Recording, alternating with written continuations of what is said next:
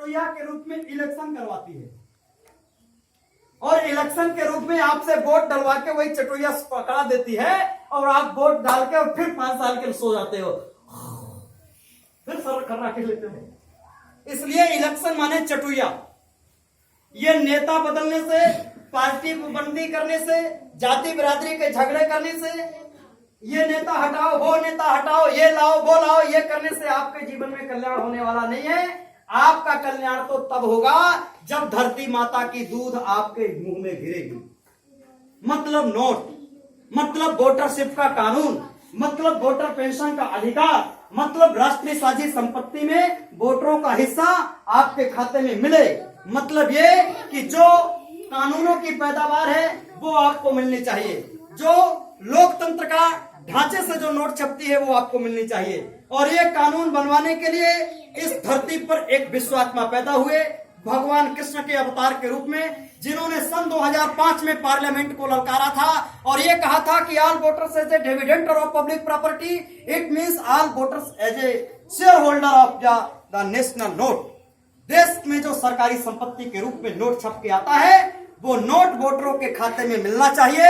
ये वोटरों का जन्म सिद्ध अधिकार है। इसके लिए परमपिता परमात्मा ने उसके नाम तमाम प्रॉपर्टी बना रखी है। उस प्रॉपर्टी से जो सरकार नोट छापती है वो अंबानी के देने के लिए नहीं होती। और ये प्रस्ताव के लिए संसद में मुकदमा लड़ा और ये कसम खाई थी कि जब तक वोटरों का जीरो बैलेंस से खाता नहीं खुलवा देता, जब तक जनधन योजना के तहत उसका पैसा बैंक अकाउंट में ना डलवा दूंगा, तब तक अपनी शादी नहीं करूंगा, अपना मकान नहीं बनाऊंगा, अपनी दुकान नहीं चलाऊंगा, अपना कोई धंधा बिजनेस नहीं करूंगा।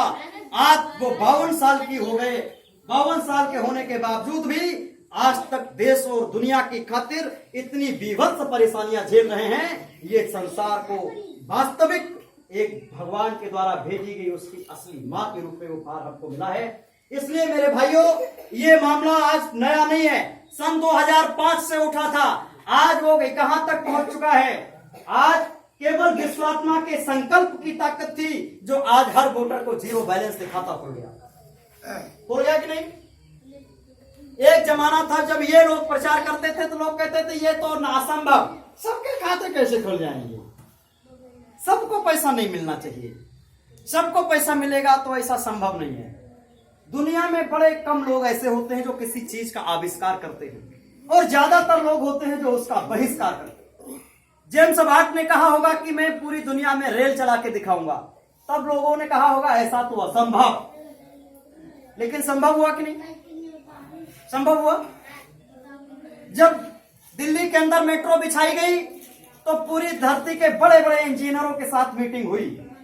कोई इंजीनियर उसको हाँ नहीं किया कि मैं इसको बना दूंगा।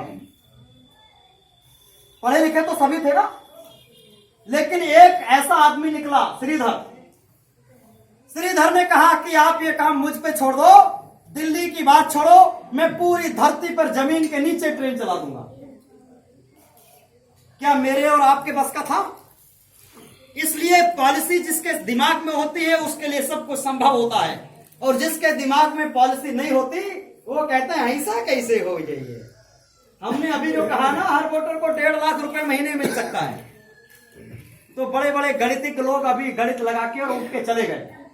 जो सारो हवाई बातें कर रहा हो, सब 1.5 लाख रुपया कैसे मिल सकता, चले गए बेचारे। क्यों? उन्होंने पॉलिसी तो जाना नहीं, उन्होंने सिद्धांत तो जाना नहीं।